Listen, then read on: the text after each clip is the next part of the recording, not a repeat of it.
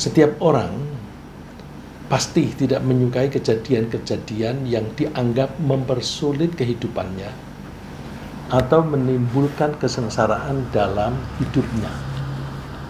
Padahal pada kejadian itu yang sering disebut sebagai cobaan hidup, pasti banyak kebaikan yang menyertainya.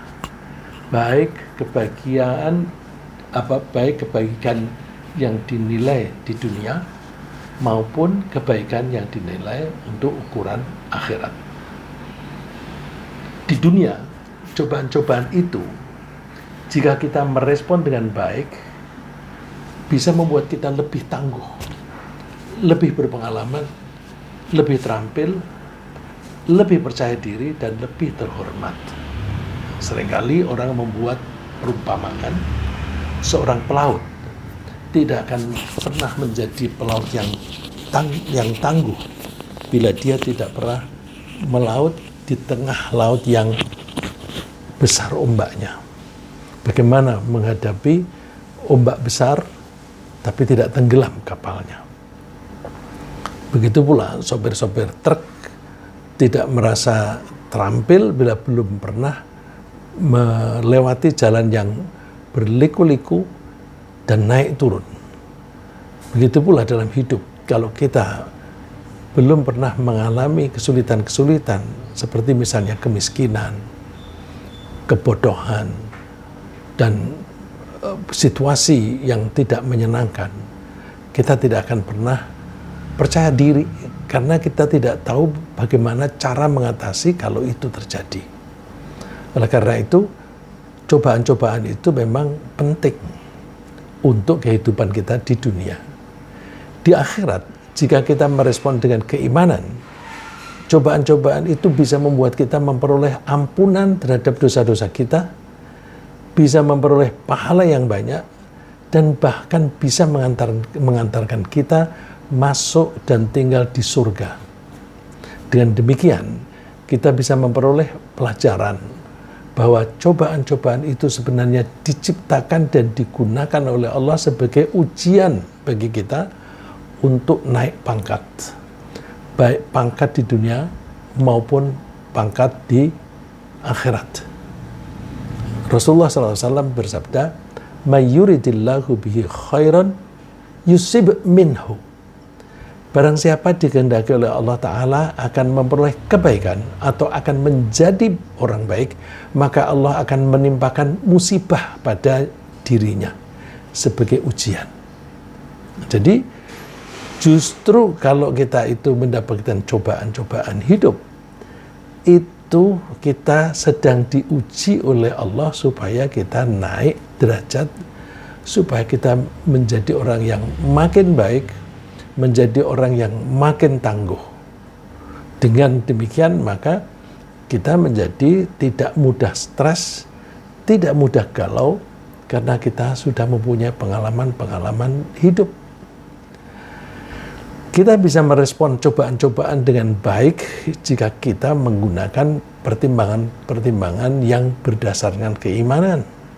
Oleh karena itu, semua cobaan itu ditimpakan kepada kita untuk sekaligus menguji keimanan kita. Jadi nomor satu, Allah menguji kita itu, yang diuji adalah keimanan kita.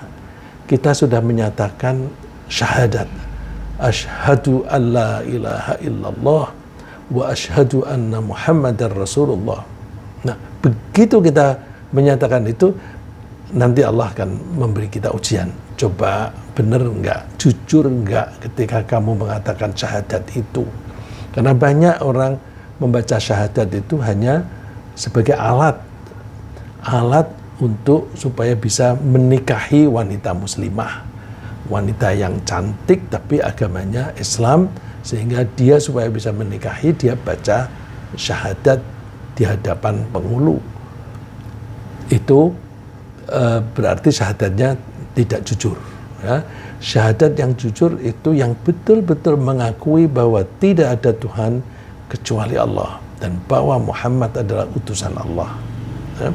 Allah berfirman, "Ahasiban nasu ayyutraku ayyaqulu amanna wa hum la yuftanun." Apakah manusia itu mengira bahwa setelah mereka mengatakan bahwa kami beriman, lalu mereka dibiarkan begitu saja? Dibiarkan, tidak diuji. Allah menunjukkan pengalaman atau kejadian yang lampau supaya kita di generasi sekarang bisa mempelajari orang-orang generasi yang lalu. Walaqad fatanna alladhina min qablihim fala ya'lamanna Allahu alladhina sadaqu wa la ya'lamanna al-kadhibin. Sungguh kami telah menguji orang-orang generasi sebelum mereka, sehingga Allah mengetahui mana di antara mereka yang jujur ketika baca syahadat, ketika menyatakan iman, dan Allah mengetahui siapa yang bohong. Oleh karena itu, jika kita selalu merespon cobaan-cobaan dari Allah itu dengan baik, sesuai dengan dasar keimanan, keimanan kita makin hari makin kuat, sehingga kita layak menerima ampunan atas dosa-dosa kita, kita makin layak menerima pahala yang besar, dan ujung-ujungnya layak masuk surga. Nabi Muhammad SAW dikutip oleh Abu Hurairah, beliau bersabda, "Ma yusibul muslima min nasabin wala wasabin wala hammin wala huznin wala adhan wala ghammin hatta syaukati yushakuha illa kaffarallahu biha min khotoyah." Coba, Rasulullah menyebut cobaan-cobaan yang ini trivial, yang kecil-kecil gitu, tetapi di situ ada nilai keimanan yang menguntungkan kita. Rasulullah bersabda, tidaklah seorang muslim tertimpa suatu penyakit, keletihan, kekhawatiran, kesedihan, gangguan, kesusahan, atau bahkan duri yang melukainya, melainkan Allah akan menghapus kesalahan-kesalahannya. Jadi kita tertusuk duri aja, itu kesempatan kita mendapatkan ampunan dari Allah. Tapi kita selalu kembalikan kepada Allah. Kok aku bisa capek? Kalau capek itu, misalnya anak saya mengatakan capek sekali, saya mengatakan alhamdulillah, alhamdulillah. Kenapa? Capek itu kan indikasi bahwa kamu sudah menggunakan kapasitasmu secara optimal. Kalau kamu tidak menggunakan kapasitasmu secara optimal, maka kamu tidak akan capek. Nah, padahal kita ini diberi umur oleh Allah terbatas. Maka umur itu harus dimanfaatkan seoptimal mungkin. Kalau kita dalam sehari-hari menggunakan kapasitas kita secara maksimal, maka kita akan merasa capek. Jadi capek itu, alhamdulillah, Allah telah memberi aku kehidupan, Allah telah memberi aku kecerdasan, Allah memberi aku keterampilan, aku sudah menggunakannya dengan baik hari ini. Kalau kita menyatakan demikian, itu kan pahala. Pahala, karena justru lelah membuat kita bersyukur kepada Allah, dan nilai bersyukur itu tinggi sekali. Ya.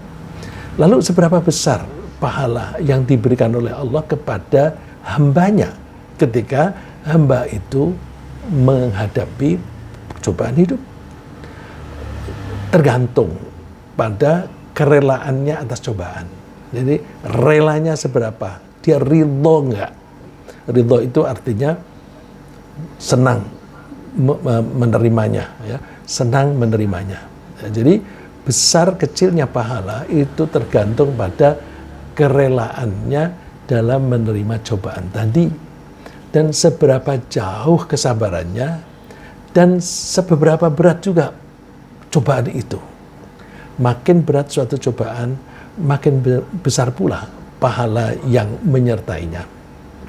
Rasulullah SAW bersabda, "Inna 'idhamal jazai ma'a 'idhamil bala' wa inna Allah idza ahabba qauman ibtalahum faman radhiya falahu ridha wa man sakhita falahu sukht." Sesungguhnya besarnya balasan itu bergantung pada besarnya cobaan tadi. Sakit flu dan sakit tipes kan lebih berat sakit tipes. Kalau lebih berat dan itu bisa sabar, maka kesabarannya itu nilainya tinggi sekali. Karena dia harus menderita 3 minggu atau lebih. Tapi ini jangan dipakai sebagai alasan untuk kalau begitu aku lebih senang sakit saja. Bukan ya. Ini kalau kita sudah hati-hati dalam hidup, sudah berhati-hati cara makan, cara istirahat, cara bekerja dan sebagainya, dan juga mengelola pikiran kita, kok kita masih saja sakit.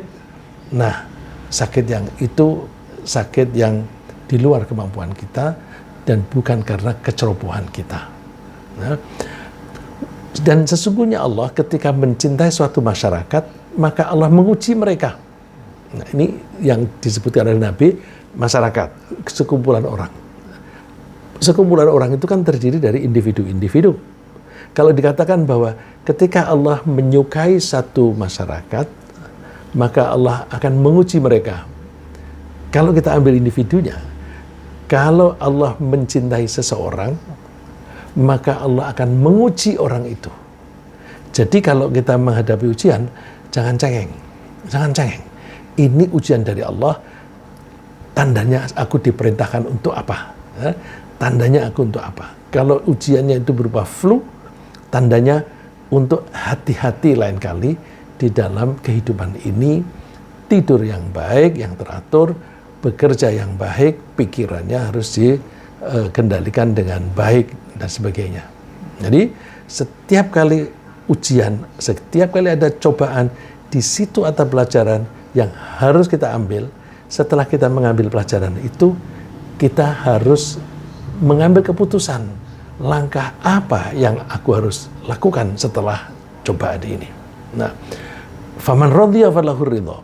Siapa yang ridho menerima cobaan dari Allah, maka Allah akan ridho kepadanya. Sebaliknya, siapa yang menggerutu atau marah atau tidak mau menerima, maka dia akan mendapatkan kemurkaan dari Allah. Nah, oleh karena itu, sudah kita pilih yang menguntungkan saja, yaitu kita terima dengan baik, kita ambil pelajarannya, lalu kita putuskan pesan apa yang diberikan oleh Allah kepada kita dari cobaan tadi. Nah, cobaan yang ditimpakan oleh Allah kepada kita itu sangat bermacam ragamnya. Antara lain termasuk perselisihan antar para anggota keluarga. Ini bukan berarti kita bikin rusuh aja hubungan keluarga. Tidak. Tentu anggota keluarga yang rukun itu lebih baik. Tapi kadang-kadang ada saja isu-isu yang membuat masing-masing itu curiga dan sebagainya, yang menyebabkan friksi atau perselisihan di antara anggota keluarga. Nah, di situ ada cobaan dari Allah dan di situ ada pelajaran dari Allah. Misalnya cobaan itu perselisihan antara suami dan istri, antara orang tua dan anak, antara anak dan anak. Nah, itu termasuk cobaan dari Allah. Kita bisa memanfaatkan perselisihan semacam ini untuk memperoleh ampunan dari Allah. Jika kita berhati-hati di dalam mengelola hubungan antar anggota keluarga, jika kita mau berlapang dada dan mau saling memaafkan. Nah, mau saling memaafkan itu penting, karena orang yang tidak mau memaafkan pihak lain itu biasanya mengindikasikan dia sombong. Nah, kalau orang itu sombong, maka kemungkinan konflik itu besar. Jadi kalau ada konflik di dalam keluarga, di situ ada pelajaran. Kenapa sih jadi konflik?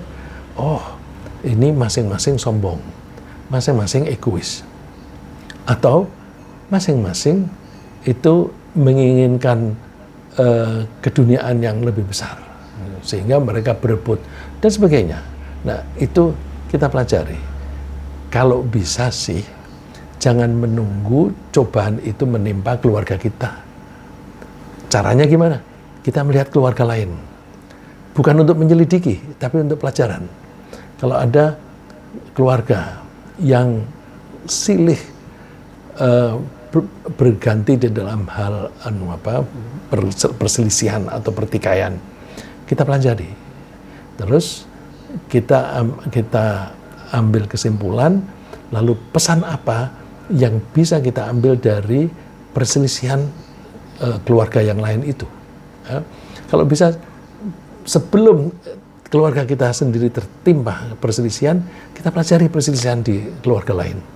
Ya. Tapi kita nggak usah mencemooh mereka. Kalau kita mempunyai akses untuk memberi nasihat, kita kasih akses. Ya. Tapi ini semata-mata untuk menangkap pesan dari Allah. Kalau kita diberi kemungkinan oleh Allah untuk melihat perselisihan keluarga yang lain, maka berarti kita itu sedang disodori oleh Allah suatu kasus. Kalau disodori suatu kasus, maka kita tangkap sebagai pelajaran. Ya. Perselisihan itu pasti akan terjadi, besar maupun kecil. Ya. Allah memperingatkan kita, ya ayyuhalladzina amanu inna min azwajikum wa auladikum aduwwan lakum fahdharuhum.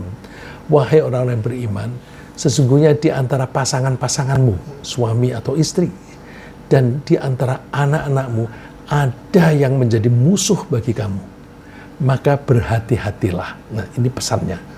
Jadi kalau ada perselisihan di antara anggota keluarga, berarti ada sesuatu yang kurang pas, maka hati-hati. Nah, hati-hati itu lebih baik sebelum ada kejadian.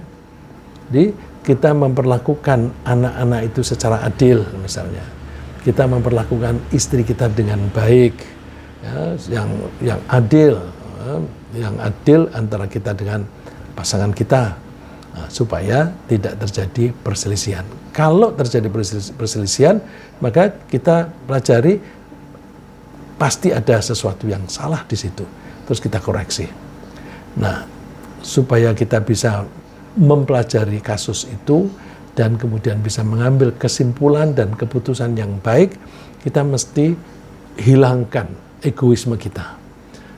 Kita berusaha memahami kasus-kasus mereka, memahami pola pikir mereka dan sebagainya. Caranya gimana? Wa in ta'fu wa tasfahu wa taghfiru fa innallaha ghafurur rahim. Kalau kalian itu mau suka memaafkan kepada orang lain, mau berlapang dada dan mengampuni orang lain, maka Allah adalah Maha Pengampun dan Maha Penyayang. Artinya, kita akan diampuni dan disayangi oleh Allah kalau kita suka mengampuni orang lain. Misalnya lagi, bisa juga cobaan itu berupa kemiskinan dan kekurangan. Kekurangan persediaan makanan misalnya. Meskipun kita sudah berusaha keras untuk memperoleh kecukupan. Nah, ada di antara kita ini yang sudah bekerja keras, maksimum. Tapi hasilnya ya segitu-segitu aja, pas-pasan. Tapi ada orang yang kelihatannya santai-santai, tapi kaya. Ya. Nah, itulah cobaan yang diberikan oleh Allah kepada kita. Nah, kita mesti menangkap itu, semuanya ini adalah ujian dari Allah. وَلَنَبْلُوَنَّكُمْ بِشَيْءٍ مِنَ الْخَوْفِ وَالْجُوعِ وَنَقْصٍ مِنَ الْأَمْوَالِ وَالْأَنْفُسِ وَالثَّمَرَاتِ. Sungguh kami akan menguji kalian dengan sesuatu ujian, misalnya ketakutan, kelaparan, berkurangnya harta, berkurangnya jiwa, dan berkurangnya buah-buahan. Jadi kalau tadi ya di bagian awal kita pelajari bahwa Allah pasti menguji. Nah, ujiannya itu berupa apa? Allah menyebutnya macam-macam. Bisa berupa ketakutan. Ketakutan misalnya, waduh, ini kalau Iran dan Israel ini perang makin intens begini, bagaimana pengaruhnya terhadap kedamaian di dunia dan seterusnya. Wah, ini kalau partai-partai di Indonesia ini saling berantem satu dengan yang lain, saling mengancam, ini bagaimana jadinya negara kita ini. Apakah kita menjadi pecah? Apakah perpecahan itu dimulai dengan perang saudara dan sebagainya? Wah, itu ada kekhawatiran semacam itu ujian. Nah, tapi kalau ada ujian semacam itu, kita ambil pelajaran. Bagaimana supaya kita tidak berantem? Bagaimana tidak ada perang saudara? Maka kita mesti mengelola politik kita itu dengan baik. Nah, jadi ada pesan di situ. Juga kadang-kadang kita itu harta kita berkurang. Harta berkurang itu bisa karena memang kebutuhan kita banyak. Bisa juga karena inflasi. Ya, harga-harga sekarang makin naik, penghasilan kita tetap, atau bahkan banyak orang yang kehilangan pekerjaan, atau banyak orang yang kehilangan pensiun. Ya, berapa ratus ribu orang pensiunan yang hilang pensiunnya gara-gara asuransinya itu dirampok oleh penjahat. Nah itu ya, penjahatnya itu tidak begitu kentara. Jadi tapi kan mengambil hak orang lain itu kan jahat karena menyebabkan orang tidak menerima hak mereka. Nah itu suka-suka terjadi pada kita. Bisa juga berkurangnya harta itu berupa mobilnya terbakar, rumahnya terbakar, atau ditipu orang. Itu biasa terjadi. Atau misalnya mobil diserempet orang aja, itu kita harus mengeluarkan uang tambahan. Atau berkurangnya jiwa. Ada orang-orang yang kita cintai di dalam keluarga ini yang meninggal. Biasa, karena manusia itu ya ada hidup pasti ada mati. Kalau tidak mau mati ya jangan pernah hidup, gitu kan? Dan mungkin juga ada kekurangan dari buah-buahan, misalnya banjir yang melanda sawah-sawah, sehingga modal yang besar untuk menanam padi itu hilang. Nah, itu kita menjadi kekurangan makanan dan kekurangan harta. Nah, cobaan berupa kemiskinan dan kekurangan persediaan makanan itu bisa mendatangkan ampunan dari Allah jika cobaan itu bisa meningkatkan keimanan kita. Bagaimana caranya? Misalnya, cobaan itu mendorong kita untuk meyakini dan bersikap menerima atas ketentuan Allah yang menghendaki orang-orang tertentu menjadi kaya dan menghendaki orang lain menjadi miskin atau pas-pasan. Allah membuat seseorang itu kaya atau miskin itu atas kebijaksanaan Allah. Kok kebijaksanaan Allah? Iya, karena Allah itu menciptakan segala sesuatu menggunakan mekanisme yang baku. Ya, menggunakan mekanisme yang baku. Mekanisme itu yang membuat Allah. Kalau mekanisme yang membuat Allah, berarti ketika orang itu menjadi kaya atau miskin, ya Allah yang membuat. Ya, misalnya, kalau ada orang berbisnis selalu curang, bohong, mengingkari janji, suka mengurangi timbangan, maka dia akan ditinggalkan oleh customernya, oleh pelanggan. Kalau ditinggalkan, dagangan dia tidak laku, maka dia menjadi miskin. Siapa yang membuat miskin? Allah. Tapi ketika Allah membuat dia miskin, itu dengan mekanisme yang baku. Nah, dia berdagangnya begitu, gimana orang mau membeli dari dia? Begitu. Nah, itu pelajaran. Kalau bisa jangan menimpa kita. Kalau ada orang semacam itu kita pelajari, terus kita hindari kesalahan-kesalahan yang dilakukan oleh orang itu. Ya. Jadi kalau dikatakan yang membuat kaya siapa? Allah. Yang membuat miskin siapa? Allah. Kok jahat Allah membuat miskin? Bukan jahat. Allah itu membuat mekanisme yang baku. Kalau kamu kepingin menjadi orang kaya, maka kamu mesti menempuh jalan begini, dan seterusnya. Kalau kamu tidak mau menempuh itu, kamu akan menjadi miskin. Nah, mekanisme ini sudah disiapkan oleh Allah, tinggal kita memilih jalan mana yang kita tempuh. Nah, karena mekanisme yang membuat Allah, maka gampangnya bicara, yang membuat miskin Allah, yang membuat kaya juga Allah. Nah, kemudian sikap menerima terhadap apapun keputusan Allah itu wajib bagi kita seorang hamba yang diciptakan oleh Allah dan dikelola oleh Allah. Ya. Dan sikap menerima terhadap apapun keputusan Allah itu menjadi bukti bahwa kita betul-betul menganggap Allah itu sebagai Tuhan kita. Tuhan yang mengatur kita. Jadi kenapa aku miskin? Oh, ya karena aku mengikuti jalan yang menurut Allah itu ujung-ujungnya menjadi miskin. Nah, terus, oh ya kalau begitu kemiskinan ini kesalahanku sendiri. Kalau kesalahanku sendiri, berarti ini pelajaran dari Allah supaya aku mengubah cara aku berbisnis. Ya. Mengubah cara berbisnis dari yang curang menjadi yang baik. Ya, menjadi suka menipu menjadi jujur. Nah itu, jadi kalau ada orang menyimpang dari jalan yang lurus, diberi peringatan oleh Allah dengan kejadian-kejadian yang tidak menyenangkan supaya kembali. Ya. Terus sikap kita mau menerima keputusan Allah itu bukti keimanan, dan kalau kita mau ridho atas keputusan Allah, maka Allah menjanjikan surga. Rasulullah bersabda, "Man qala raditu billahi rabba wa bil islami dina wa bi Muhammadir rasula wajabat lahul jannah." Siapa yang mengucapkan aku ridho Tuhan, aku ridho Allah sebagai Tuhanku. Kalau mengatakan ridho Allah sebagai Tuhanku, berarti aku akan tunduk kepadanya. Kalau ada orang bilang aku ridho Allah sebagai Tuhanku, tapi dia membangkang, itu ngomong kosong. Nah, kalau ridho Allah sebagai Tuhanku, berarti aku hamba. Kalau aku hamba, aku harus taat kepadanya. Dan orang itu mengatakan, wabil islami dina, aku juga ridho Islam sebagai agamaku. Islam itu tunduk kepada Allah.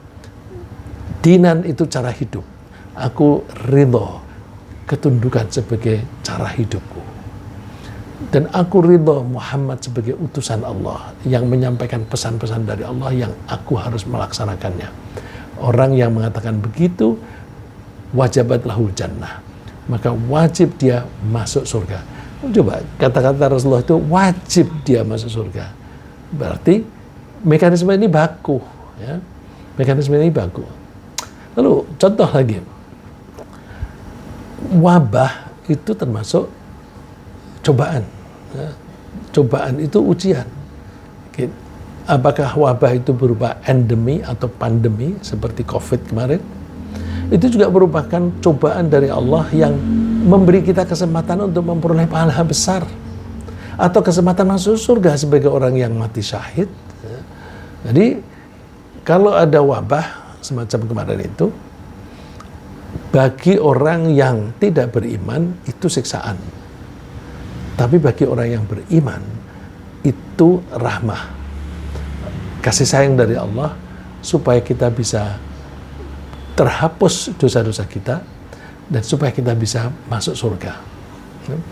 Rasulullah SAW pernah ditanya oleh istrinya, Ibu Aisyah, tentang wabah. Terus Rasulullah menjawab, wabah itu siksaan yang diturunkan oleh Allah kepada orang yang dia kehendaki. Siksaan. Tapi Allah menjadikan wabah itu rahmah bagi orang-orang yang beriman. Rahmatan lil mu'minin. Laisa min ahadin yaqa'u ta'unu fayamkuthu fi baladihi sabiran muhtasiban ya'lamu annahu la yusibuhu illa ma kataballahu lahu illa kana lahu mithlu ajri syahid.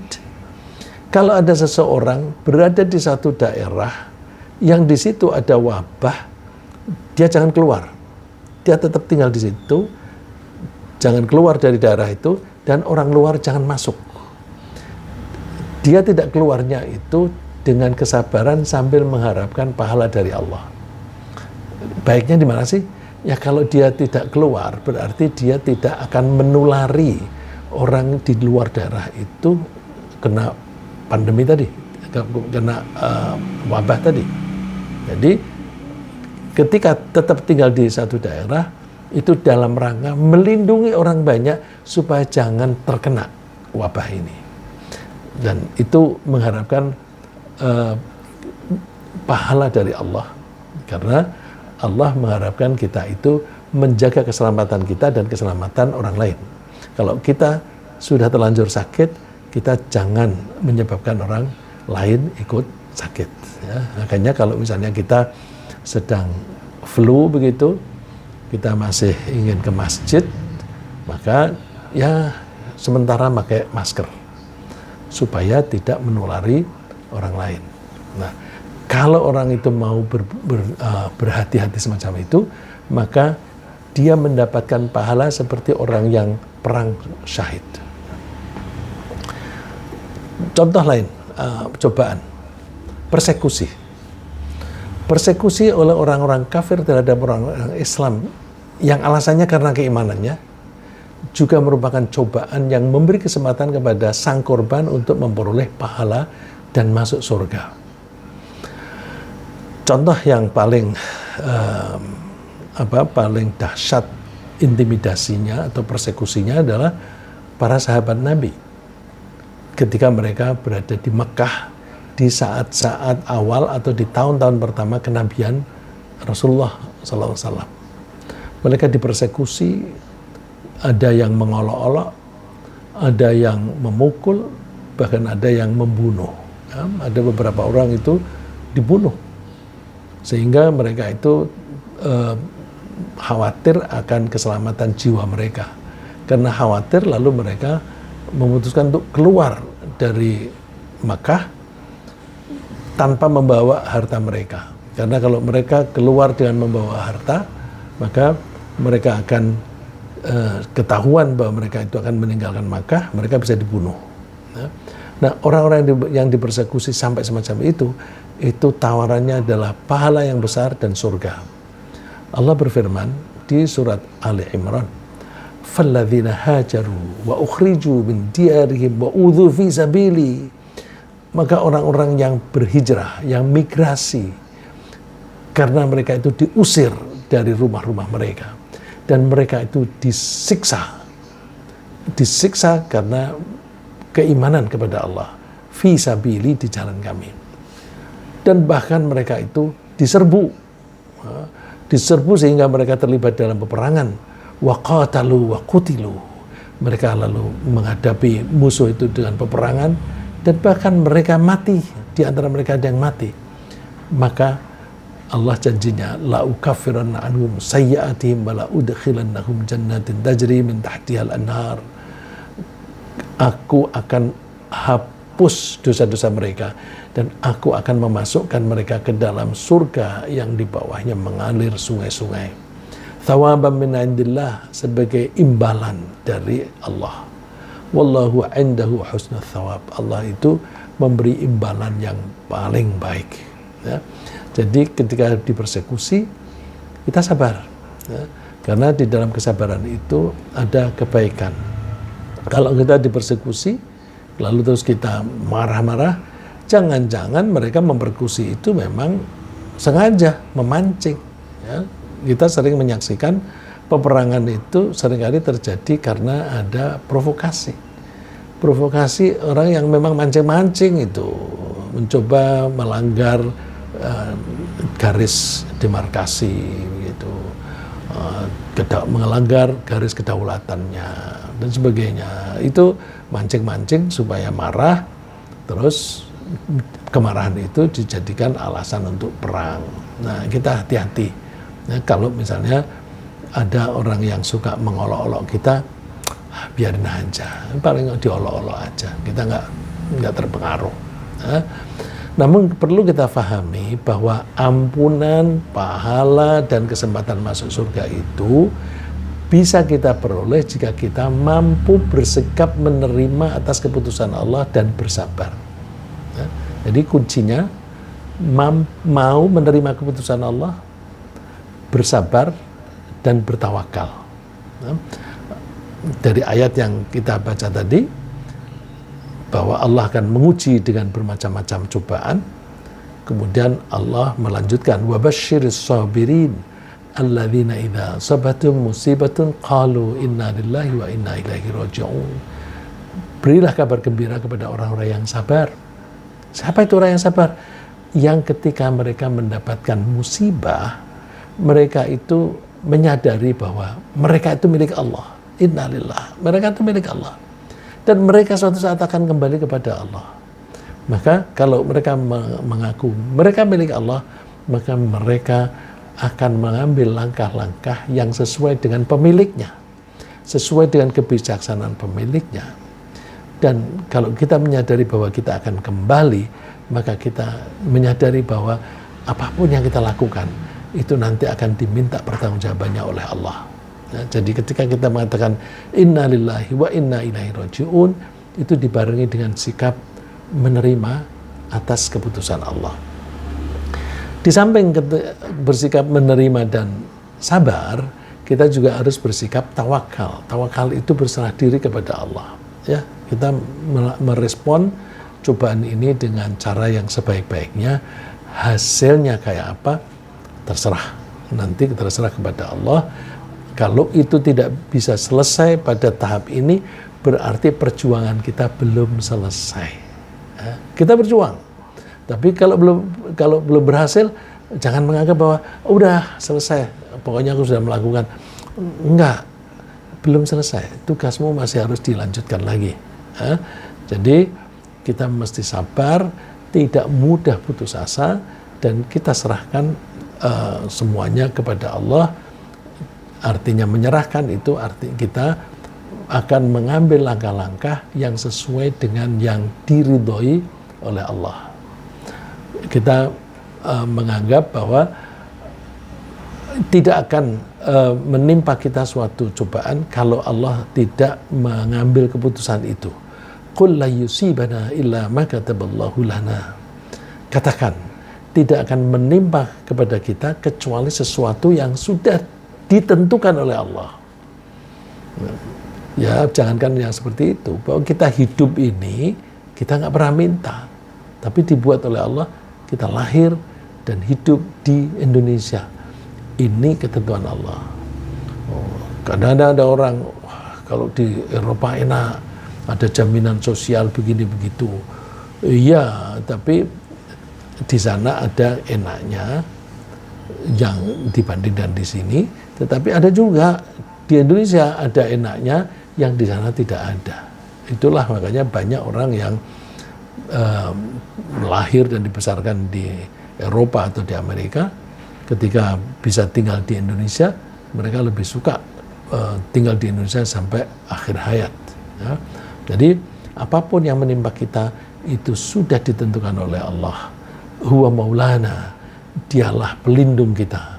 Wa 'alallahi falyatawakkalul mu'minun, dan hanya kepada Allah lah orang mukmin itu berserah diri. Ya. Mudah-mudahan apa yang kita bahas ini membuat kita makin tangguh, ya, dalam menghadapi cobaan-cobaan hidup. Orang Barat, orang Inggris menyebutnya adversity. Ya. Adversity itu problem-problem dalam kehidupan. Nah, problem-problem dalam kehidupan itu jangan membuat kita makin lemah, tetapi justru menggembleng kita untuk menjadi orang yang kuat imannya dan kuat menghadapi masalah-masalah dalam kehidupan ini. Ya, ringkasnya yang kita bahas pagi ini adalah bahwa Allah memberi cobaan sebagai ujian kepada orang yang Dia kehendaki menjadi hamba yang baik. Cobaan bisa berupa kemiskinan, kelaparan, kekurangan makanan, rasa tidak aman, perselisihan dalam keluarga, penganiayaan, atau bahkan kematian. Kepada orang yang lulus dalam ujian, Allah menawarkan ampunan, pahala, dan surga. Agar kita lulus ujian, kita mesti bersikap menerima, bersabar, dan berserah diri kepada Allah.